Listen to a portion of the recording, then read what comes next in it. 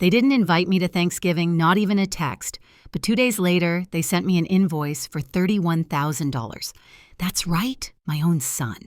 The house I bought, the one he's been living in for years without paying a dime, suddenly came with a bill and he expected me to smile, nod, and foot the cost. At 74, I thought I had seen it all, but nothing prepared me for that moment. What I did next didn't involve yelling, no threats, no revenge. I simply reminded them who owned the deed and who still had a spine. I folded the cloth napkin one more time, smoothing out the corners until it looked almost perfect. The turkey was just enough for one dry from the oven, but still warm. Mashed potatoes, cranberry jelly straight from the can, and a single slice of pumpkin pie I had picked up from the gas station on the way home. It wasn't much, but it was something. Across the canal, the row house was lit up like a ship. Their backyard glowed with lanterns strung along the fence. I could hear laughter echoing across the water, sharp and light. My grandson was probably running around in that little dinosaur costume he loved so much. There was music glasses clinking the sounds of a family gathered, except I wasn't part of it. I hadn't gotten a call, not a message, not even one of those lazy group texts people send when they want to look like they've made an effort. I glanced at my phone again, screen bright, empty. The date blinked at me, November 23rd, Thanksgiving. Last year, I was the one basting the turkey in that very house. Before that, I hosted it in the community center down by the marina, back when I was still volunteering weekends. Before arthritis made even the coffee pot feel like a brick. But this year, I wasn't even on the list. I took a bite of turkey and chewed slow. It tasted like memory. That's the strange thing about getting older. People stop looking at you like someone with stories and start seeing someone in the way. I used to run things at the marina, at the house, at PTA meetings and budget committees. Now I was a name on the tax record and a photo in a drawer they probably never opened. I didn't cry. Not really. I just sat there and let the quiet fill in the parts where family used to be. Out the window, Travis stepped onto the porch with a beer in hand. He was talking to someone I couldn't see, laughing. That confident kind of laugh he used when he thought no one was watching. I remember when he used to reach for my hand before crossing the street, when he used to fall asleep in my arms with peanut butter still on his chin. Now he forgot I existed. Well, not entirely, but that part comes later. That night, after the dishes were cleared and the lights across the canal dimmed, I rinsed off my plate and wrapped the leftovers. I stood at the sink watching the condensation on the window drip like slow tears. I thought about calling him just to say hello, just to ask if maybe they had meant to invite me, but forgot. But I didn't. Something deep in my bones told me that call wouldn't change a thing. So I turned off the kitchen light and walked into the dark, letting silence hold me like it was the only family I had left. If you've ever sat alone at a family table that once had your name on it, you know the silence can be the loudest thing of all. Stay with me because this story isn't about bitterness. It's about what happens when a mother stops asking to be remembered and starts remembering herself. 2 days after Thanksgiving, I woke up early. I had slept better than expected, mostly from exhaustion, not peace. The sun was slow to rise, casting a pale orange across the blinds. I made coffee, the cheap kind, but it was warm and dependable. Just as I took my first sip, my phone buzzed. It wasn't a call. It was an email. The subject line read, "Rehouse maintenance costs." For a second, I didn't move.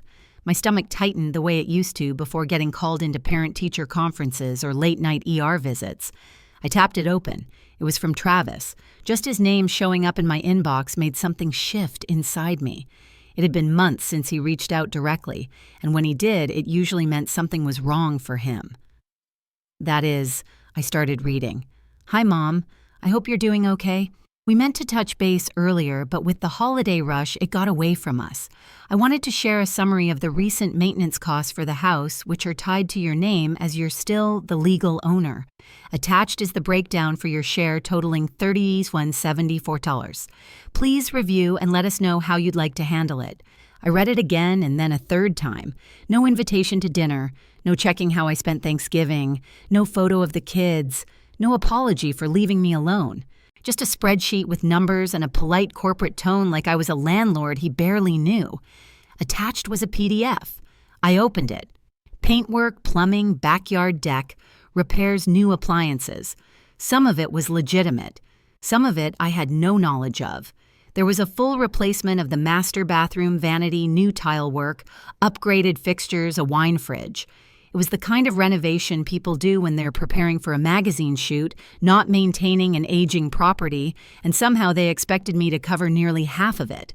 I scrolled down to the bottom line. He rounded it to exactly $31,000. Just like that. No context, no warning, just a bill. It wasn't a request, it was a notice. He didn't ask if I could help. He expected I would because I always did. That was the thing with Travis. Ever since he was a boy, he learned I would show up. Whether it was a scraped knee or a broken lease, I'd cover for him quietly, gratefully, because I was his mother. Because that's what mothers do. But this wasn't a scraped knee. This was theft dressed in manners. I closed the email and placed the phone face down. My hands were steady, but my chest felt hollow, like something important had slipped out without me noticing. I thought back to when we first bought that house. After his job at the bank fell through, I offered to help them settle somewhere safe. I put my name on the deed, not to control him, but to protect what was left of our family's security. I never charged rent, never asked for repayment. I even helped with the down payment with the promise that it was still mine technically. He agreed, said it made sense. Back then, I believed him.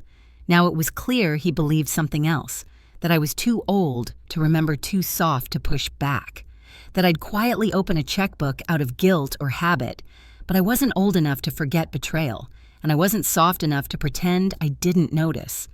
That evening, I didn't reply to his email. Instead, I printed the invoice and pinned it to the corkboard above my writing desk. I stared at the total bolded in black ink and realized something for the first time in years. This wasn't just about money. This was about erasure. He hadn't invited me to Thanksgiving because I no longer served a purpose, because I was no longer a source of joy or usefulness.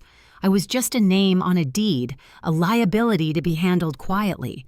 That's when the quiet inside me started to change shape, not into anger, but into decision. And that decision didn't involve $31,000. It involved remembering exactly who I was. The house Travis lived in wasn't just a building, it was part of me. I could still remember how it looked the first time we walked through it together.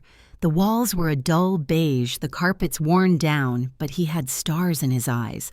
Lydia had taken my arm and said they could make it a home, but it would take some work. Back then, he had just lost his job at the bank. The market had turned, and like so many others, he was cut loose. Lydia was managing a small hair salon on the other side of town, bringing in just enough to cover groceries and gas. They had a toddler and another baby on the way. I had just retired from my position as operations manager at the marina. I wasn't rich, but I had enough set aside enough to help enough to believe that this was the right thing to do.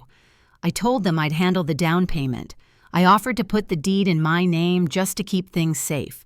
Travis had some unpaid taxes that could complicate financing, and frankly, I knew his track record. I never said it out loud, but I always knew he wasn't the best with money. He agreed quickly, maybe too quickly, but I took it as gratitude. The arrangement was clear. They could live there. I wouldn't charge them rent. In return, they'd take care of the place, maintain it, build their life in it. Someday, I'd transfer it to them officially when things settled, when I felt it was time. That was nearly a decade ago. In the early years, things felt right. I'd visit once a week, sometimes twice. I helped them paint the nursery when the second baby arrived. I brought groceries, watched the kids took Lydia to her appointments when Travis couldn't get away. It wasn't always easy, but it felt meaningful. Then, little by little, the door started to close. They stopped asking me over. They started canceling dinner plans last minute. Birthdays were celebrated without me. Travis said they were busy. The kids had school. Lydia's schedule was packed. And somehow, I always understood. I didn't want to intrude, so I stepped back. But I still paid the property taxes every year quietly without asking, just to make sure things stayed clean.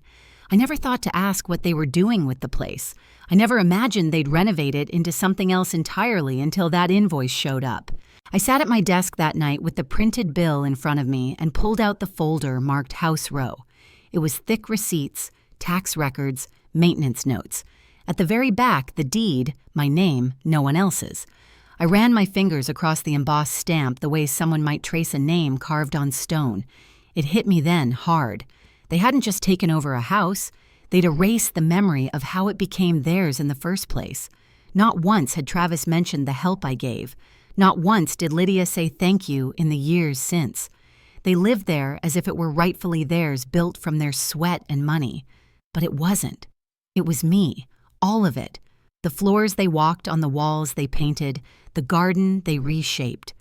All of it existed because I stepped in when they had nothing. And now they were handing me a bill as if I had been freeloading.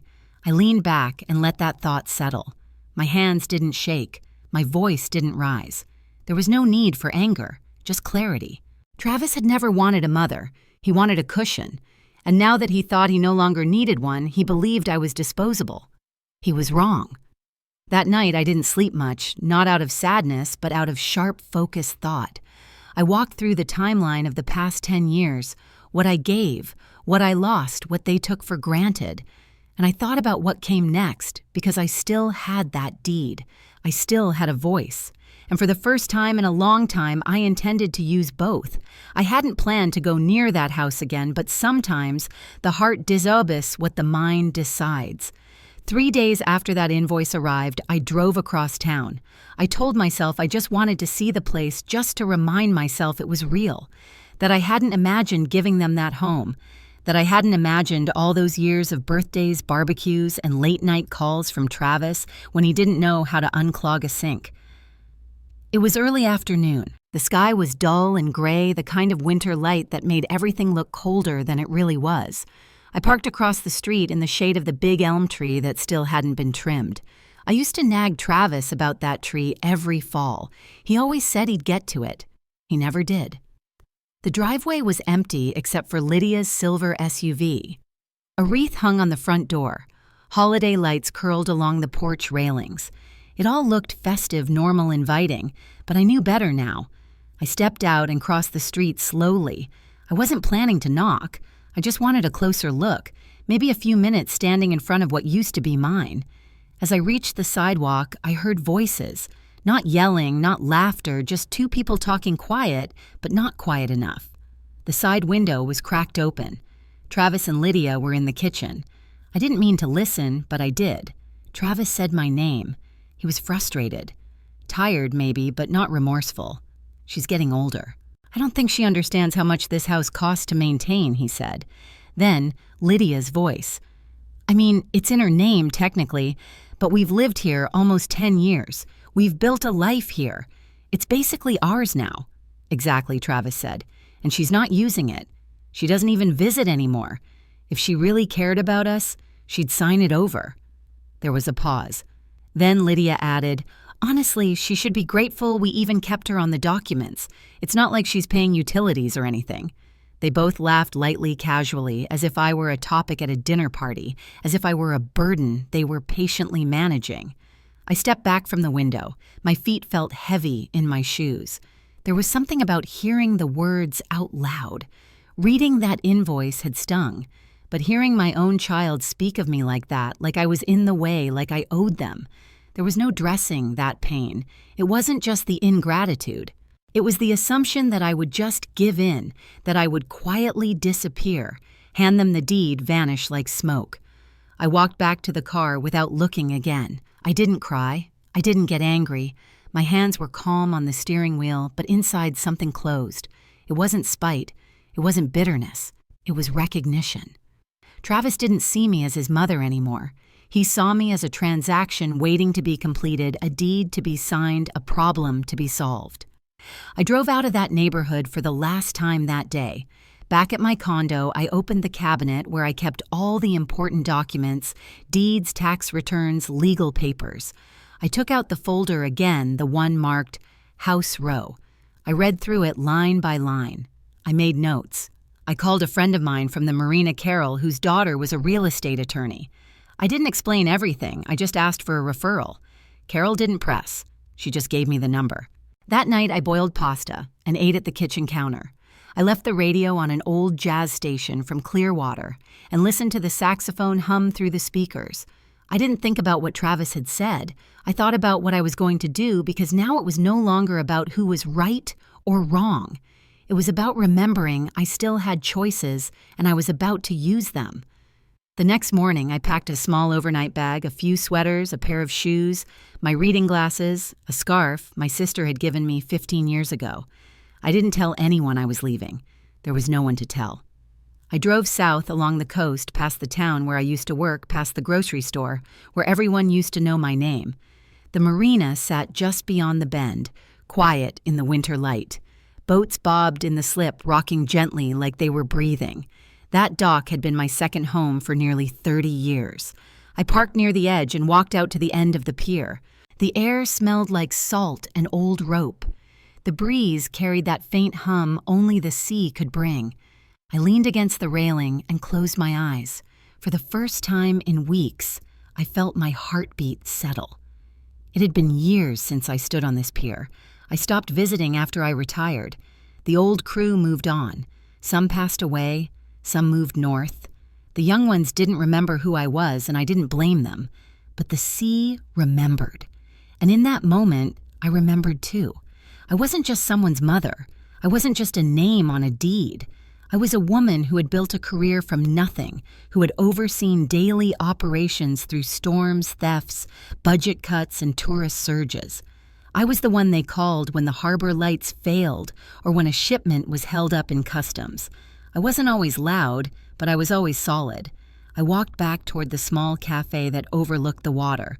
It used to be just a shack, but someone had turned it into a polished little breakfast spot. I took a table by the window and ordered coffee and toast. The young waitress called me Mom with a kindness that felt genuine. I opened my notebook and began writing. It wasn't a letter. It wasn't a journal. It was a list, a private one. What I own, what I gave, what I sacrificed, what I need, what I will no longer accept. By the third line, my hand had steadied.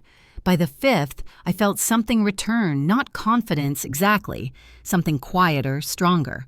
I spent the night at a small inn by the shore. The bed was stiff and the walls thin, but I slept well. The next morning, I made one more stop before heading home. There was a lawyer's office above a fishing gear shop just off the main street. A clean brass plaque read, Ashby and Lane Property and Estate Law. I hadn't made an appointment. I didn't need one. Inside, the receptionist offered me tea.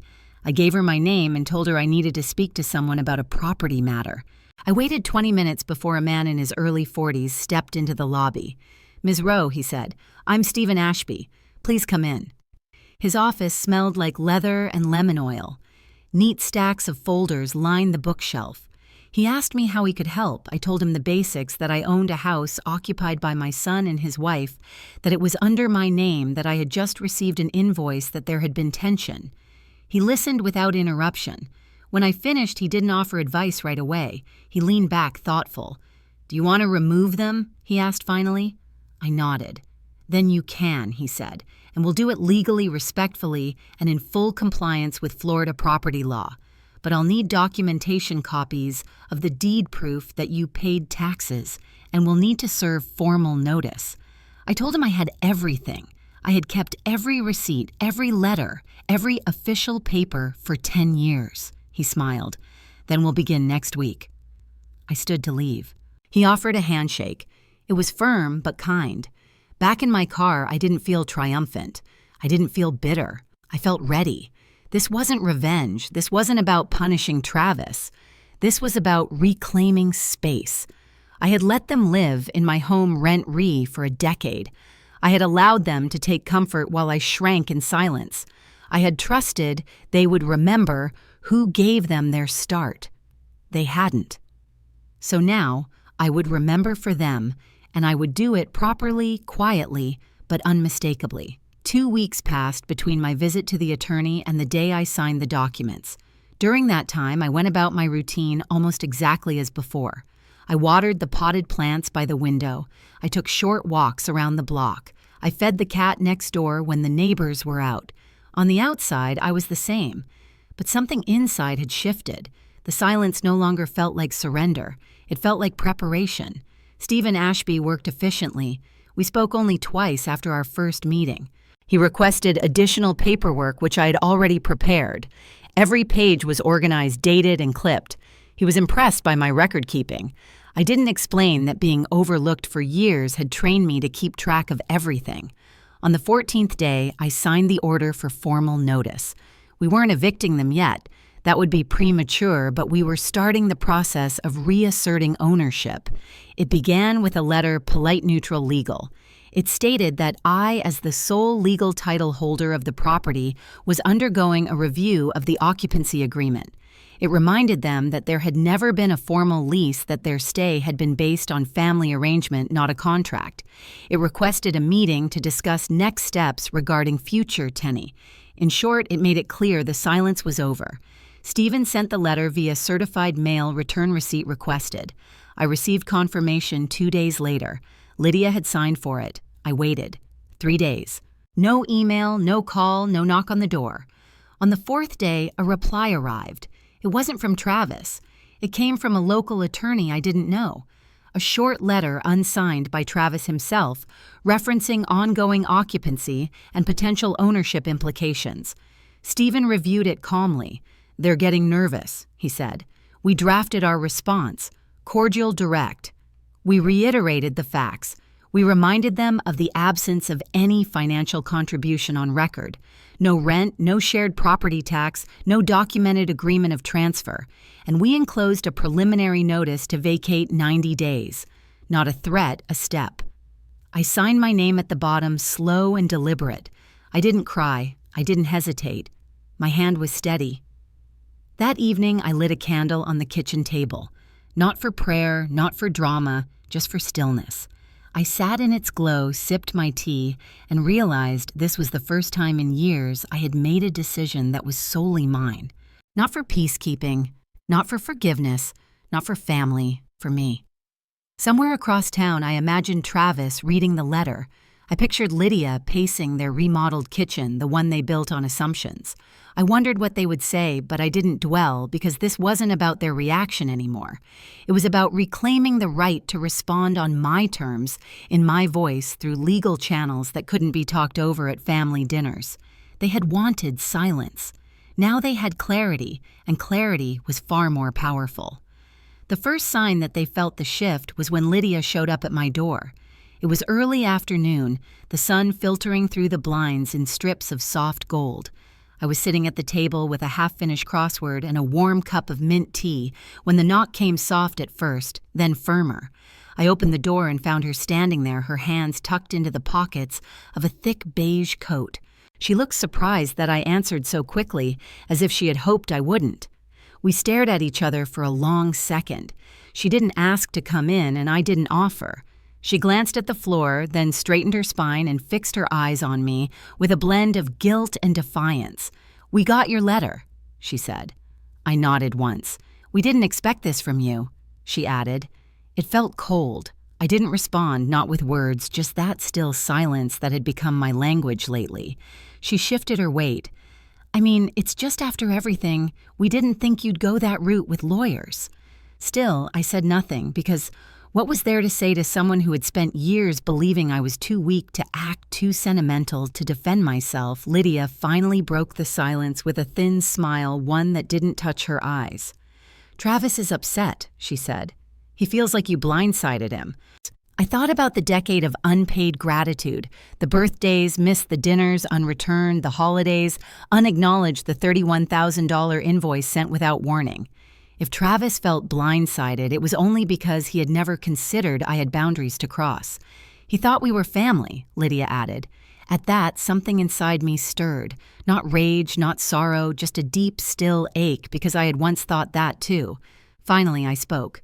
"This isn't about punishment," I said. "It's about respect and restoring what was lost." Lydia didn't argue. She looked away, then back again. "We'll talk to our lawyer," she said quickly and turned before I could say anything more. I closed the door quietly behind her and returned to my tea. From that moment, the tone changed. The lawyer letters came slower, more careful, less aggressive. Stephen Ashby called a few days later to say Travis's attorney had requested a mediated meeting. I agreed with the condition that it take place at Stephen's office and that all communication go through him. I wasn't looking to negotiate. I wanted acknowledgement. When the day of the meeting came, I wore my navy coat and a simple silver pin my mother once gave me. I didn't dress to impress. I dressed to remember who I was before I let guilt shape my decisions. Travis arrived 5 minutes late. His tie was loose, his expression tight. We sat on opposite ends of a long oak table. His lawyer began by trying to soften the edges. He mentioned family. He used words like transition and misunderstanding. I listened quietly. Then Stephen laid out our terms. There would be no eviction yet. I wasn't interested in forcing them onto the street, but the deed remained mine. The house would be sold within 6 months. The proceeds would not go to Travis. They had made no investment, paid no tax, contributed no equity. Their occupancy had been conditional, and it was over. Travis shifted uncomfortably, then said something that surprised even me. "We thought you were done with all that real estate money. You've been alone for years. We assumed you didn't care." That word assumed. I didn't respond with anger. I let the pause stretch. Then I said, "I may be alone, but that doesn't mean I'm invisible." It landed. He looked down, and I saw something flicker in his face. Not regret, but maybe recognition. The meeting ended without a handshake. I walked out into the cold air, the sky gray but open. My breath came easy. There was no elation, but there was relief. For years, I had let the silence swallow me. Now I had spoken without shouting, and they had heard me. The sale of the house didn't happen quickly. Real estate never moves as fast as emotion. But once the agreement had been signed, the path became clear. A closing date was scheduled 6 months out, and from that moment, everything shifted into a quieter gear. Travis and Lydia didn't contact me again, not directly. All updates went through their attorney, and Stephen kept me informed. There were no dramatics, no pleading, just two people coming to terms with the fact that something they had counted on no longer belonged to them. In those weeks, I returned to a rhythm that felt more mine than anything had in years. I spent mornings walking to the bakery 2 blocks over, where the young man at the counter always asked if I wanted extra cinnamon on the latte foam. I started replanting my balcony garden. I subscribed to a small literary magazine out of Maine, one that printed essays from women over 60. It felt like I was collecting pieces of myself that had been quietly scattered for too long. One morning, while rearranging a shelf in the hallway closet, I found an old cardboard box I hadn't opened in years. It was labeled with my handwriting. In pen, just one word, Travis. I carried it to the table and opened the flaps. Inside were photo albums, school programs, little drawings made with crayons, a rock painted like a turtle, a Mother's Day card from 2nd grade that still smelled faintly of glue. There were letters, too, notes he had written from camp, scribbles on the back of grocery lists, one folded page with the words, "Don't be sad," written in uneven pencil drawn after his father left. I took my time with that box. Every item was a memory, but not all of them were painful. Some were warm, some still made me smile. Others reminded me of the years when love was uncomplicated, when being his mother was a role that came without strategy, without second guessing, without disappointment. I didn't cry. What I felt was gentler than grief and heavier than nostalgia. It was like holding proof that I had tried, that I had shown up, that I hadn't imagined those years when he needed me. And somewhere in the middle of that, I realized something that surprised me. I no longer needed him to admit he had taken me for granted because I no longer doubted what I had given. That afternoon, I packed most of the items back into the box. I kept a few. A photo of us at a beach in Sarasota where his hair was tangled from the wind and my arm was slung over his shoulder like I could still protect him from everything. That picture went into a small frame on my nightstand not as a monument to sadness, but as a record, a witness, a chapter I had written with both hands and a full heart. In the following weeks, I met with Stephen twice more. We finalized timelines, handled disclosures, prepared for closing. I signed each form with the kind of steadiness that only comes after making peace with your choices. The final check from the house sale was scheduled to arrive via certified mail, and when it did, I didn't open it right away. I left it on the kitchen counter for most of the afternoon, not out of fear, but because I wanted to receive it with presence. It wasn't just money. It was the physical symbol of a boundary restored. When I finally slit the envelope open, the numbers didn't surprise me, but the feeling did. There was no triumph. There was no bitterness. There was only space. Space to breathe, to choose, to rebuild something in the quiet image of my own voice. That evening, I wrote in my notebook again. This time, the list looked different. What I kept, what I released, what I learned, what I am no longer afraid of, what I will create next. I didn't write his name this time because for the first time in a very long while, the story no longer centered around what he thought of me. It was finally about what I thought of myself, and I liked the way it was going. The day of the closing came on a Tuesday morning, bright and windless. The kind of winter day Florida sometimes gifts you all soft light and quiet promise. I dressed in navy slacks and a pressed blouse. Simple, steady colors, nothing flashy, nothing to prove. Stephen met me in the conference room at the title office. The air smelled faintly of fresh paper and coffee. Documents were laid out in a neat stack, clipped and labeled. I ran my hand over the top page once before picking up the pen. Signing didn't take long. Name, date, initial, repeat. Halfway through, I paused, not because I had doubts, but because I wanted to remember the moment I officially let go of the thing they tried to claim from me. Not the house, the narrative. They had told themselves I would never do it, that I would remain the same woman who kept forgiving, who stayed quiet to keep peace, who accepted being forgotten as the cost of being kind. But now they had no more room to rewrite what I had built. Once the papers were signed and notarized, Stephen slid an envelope toward me.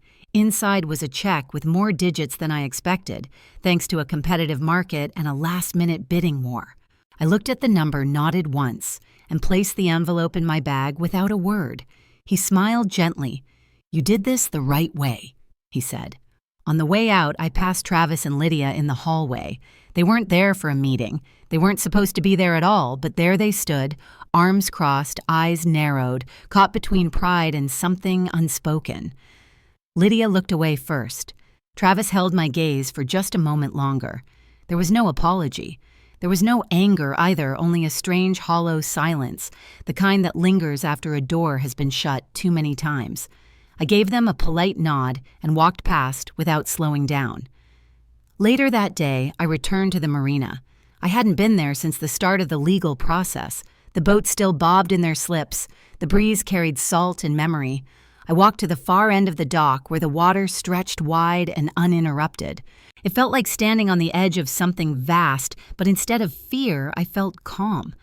In my pocket, I had the folded copy of the closing statement. I took it out, looked at it once more, and let the wind carry the edges as I folded it back up. That evening, I hosted dinner for 2 women from my book club. We sat around my small table, laughing over overcooked chicken and under-seasoned salad. At some point, one of them asked how my week had been. I said I finished something that needed finishing, nothing more. No bitterness, no saga, because that was the truth of it. It wasn't about revenge. It wasn't about teaching anyone a lesson. It was about closing the door on a room I no longer belonged in and locking it behind me, not to shut anyone out, but to protect what was still mine. A few days later, a letter came in the mail, not from an attorney, this time from Travis. The envelope was thin inside a single page. A short note written in his usual rushed hand. It didn't say much. He acknowledged the sale, said he was looking for a smaller place, mentioned Lydia had picked up extra shifts. Then at the very end, he wrote 6 words that landed harder than he probably knew. "I didn't think you'd go through." I stared at that line for a long time. Not because it hurt, because it revealed everything. They had counted on my silence, on my softness, on my love being stronger than my sense of self. But this time, love wasn't silence. Love was drawing a line. Love was saying enough. I folded the letter, placed it in the back of a drawer, and turned off the light. Outside, the wind moved through the trees like a quiet applause. And for the first time in a long while, I felt like I was exactly where I needed to be. Not waiting for anyone's understanding, not chasing anyone's approval, just standing on the other side of a line I drew with both hands steady and unshaken. The weeks after the sale passed without noise. No unexpected calls, no more letters, no dramatic visits. It was as if something that had lived in tension for too long had finally exhaled and gone quiet. I had moved out of my old rhythm and into something new, something quieter but firmer. Each day became a kind of ceremony. I would wake before the sun, brew a single cup of coffee, open the windows, and let the air remind me that this life, this space was mine again. Not just the apartment, not just the time, but the quiet dignity of choosing how I spent my days. One morning, I walked to a senior learning center I had read about in a community flyer. It was just a few blocks from my place, a low beige building near a quiet park. They offered short workshops and classes for adults over 60, from digital skills to memoir writing. I stepped inside and was greeted by a woman named Sandra who wore reading glasses around her neck and spoke with warmth in her voice. She handed me a brochure. I scanned the list, local history photography, with your phone storytelling for radio. That last one made me pause. It was a small class, she explained, taught by a woman who used to work for a regional NPR affiliate. I signed up.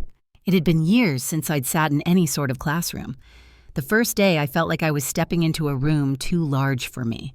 But the instructor, Maria, was patient, and the others, mostly women with silver hair and soft laughs, welcomed me without question.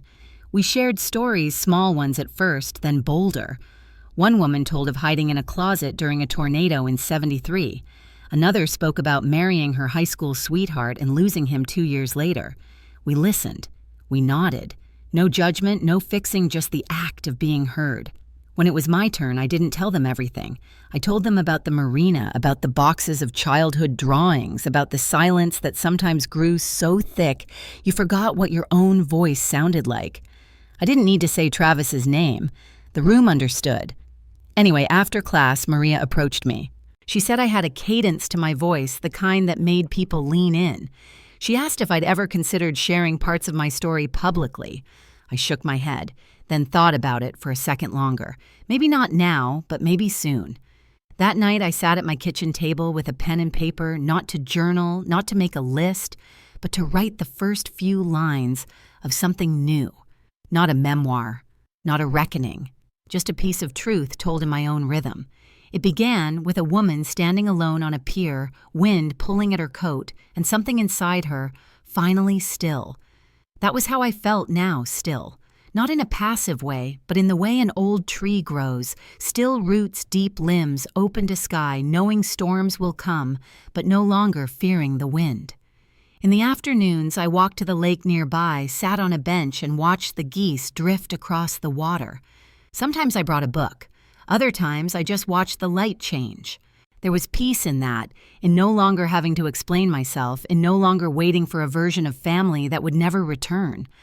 I saw neighbors more often now. Mr. Dellis Daise from down the hall gave me his extra newspaper. The woman in apartment 5B started waving from her balcony each morning. These were small things, but they added up. Life didn't have to be big to be full. One Saturday, I received an envelope in the mail. No return address.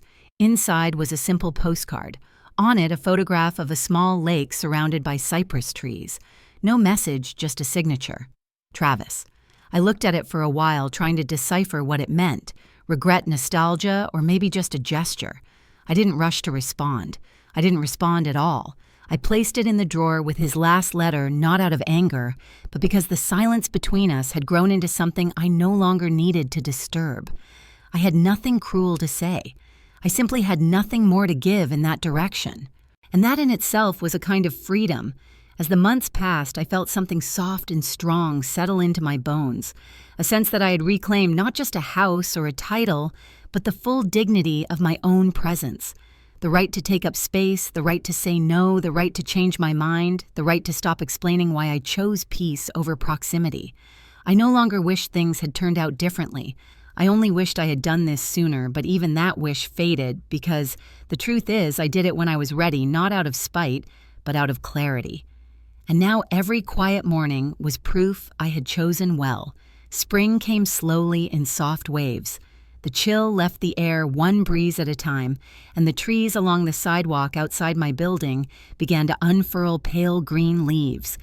I spent more time outdoors on the balcony in the park, sometimes just sitting with the windows open, letting the world move around me while I stayed still. One Friday morning, while sipping coffee and flipping through the local newsletter, I saw a familiar name buried in the community announcements. Travis Rowe had taken a new position as assistant manager at a mid-sized logistics company in Clearwater. It was a step down from what he once had, but a step forward nonetheless. I paused, let the words settle, then turned the page. I didn't feel much. No bitterness, no pride, just awareness. There had been a time when every piece of his life felt like a reflection of mine. If he was thriving, I felt successful. If he was struggling, I felt responsible. That tether had snapped quietly sometime in the months since the house closed, and now he was simply a man rebuilding a life I no longer needed to monitor. A week later, I ran into someone who used to live near my old house, Joanne, who worked part-time at the co-op and always wore a red scarf regardless of season. She stopped me on the street outside the market. Her expression warm but slightly cautious. She asked how I was. I said I was doing well. Then she said she had seen Travis and Lydia recently. They were living in a duplex across town, she said. And from what she could tell, they were keeping things quiet. Joanne's tone was polite, but the silence between her sentences was thick with unspoken curiosity. I smiled and changed the subject, complimenting her scarf. She caught the message and didn't press. That night, I thought about how far things had shifted. There had been a time when being excluded from their lives would have broken me, when hearing about Travis secondhand would have pierced something in me that never quite healed. But not anymore. Distance had become a form of protection, a gift I gave myself. I still kept the few photos in my bedroom drawer, not to dwell, not to ache, but because they were part of the story and I wasn't trying to erase the past. I was only making room for the future to grow in a cleaner space. The class at the senior center continued. Maria invited me to contribute a piece to the community radio hour, a small story, 5 minutes max. I wrote about the first time I felt real wind at sea on a boat with my father when I was 9. The way it filled the sail and tilted the boat, just enough to thrill me. When the piece aired, I sat alone on the couch and listened with the lights off. There was something quiet and powerful about hearing your own voice carry truth into a world that had once tried to ignore it. In April, I received another postcard. This one showed the desert red rock cliffs, a sky bruised with dusk. On the back, just the words, "Hope you're doing well, Travis." Again, it wasn't much, but it also wasn't nothing. I didn't respond. I didn't need to because my life was no longer defined by whether he understood me. It was defined by whether I understood myself. And in that season of small blooms and quiet growth, I knew this. I had changed. Not loudly, not all at once, but fully. And now no matter where he stood or what he thought, I had stepped beyond the version of me who needed to be seen. In order to exist, I existed anyway. I flourished anyway. Summer arrived quietly that year, not with fanfare, but with the slow shift of longer days and warm evenings that wrapped themselves around you like soft fabric. By then, I had found a rhythm that didn't require permission or validation. I woke when the light touched the curtains. I took long walks without needing a destination. I started cooking again small meals for one plated with care, as if I were finally learning to nourish myself without the need to serve others. There were moments when I thought of Travis, but they no longer carried weight. They arrived like passing clouds, acknowledged, then gone. I kept writing not to be published, not to be known, just to hear my thoughts spoken in my own voice. Words had always been how I made sense of the world. Now they were how I made peace with it. One evening, I sat on the back steps of my apartment building, listening to the laughter of neighbors drift through the dusk. There was a gathering upstairs. Someone had brought out a small radio and old soul music played like a soft heartbeat through the walls. I let my head rest back against the brick and looked up. The sky was still light, but stars were beginning to flicker through. That was how I felt, steady still and beginning to glow again after too long in the dark. I hadn't heard from Travis in weeks. No more postcards, no letters, no news from the neighbors. But that was all right because the silence wasn't emptiness anymore. It was space. And I had filled that space with something far more sacred than reconciliation. I had filled it with myself. It struck me then how often women are told their worth is in what they hold together. Families, traditions, holidays, homes. But no one tells you that there is power in letting go. That walking away with your name intact and your peace restored is a kind of triumph few will ever understand. I had chosen myself not out of selfishness, but out of survival. And now, I lived in a place built not from obligation, but from quiet, deliberate decisions. I had created a life where I could finally hear my own footsteps, where the echoes didn't belong to someone else's disappointment. One afternoon, I opened a new notebook. At the top of the first page, I wrote 5 words. I owe myself this chapter, and I meant it not as revenge, not as a declaration, but as truth. I had arrived in this life not by accident, but by choosing to stop shrinking, to stop apologizing, to stop waiting at the threshold of someone else's comfort. That was the real ending, not the check, not the closing, not even the silence. The real ending was becoming the kind of woman who no longer asked to be loved the right way, but who loved herself enough to walk away when she wasn't. And in that ending, there was something beautiful, a beginning. If you've ever felt like you gave too much and were left with too little, I hope this story reminded you of the quiet strength you still hold. Sometimes choosing peace means choosing distance. And sometimes the most powerful thing we can do is simply walk away with our dignity intact. If this story touched you, I'd love to know. Share your thoughts or your own story below. Let's keep this space a place where women's voices, especially the quiet ones, can be heard.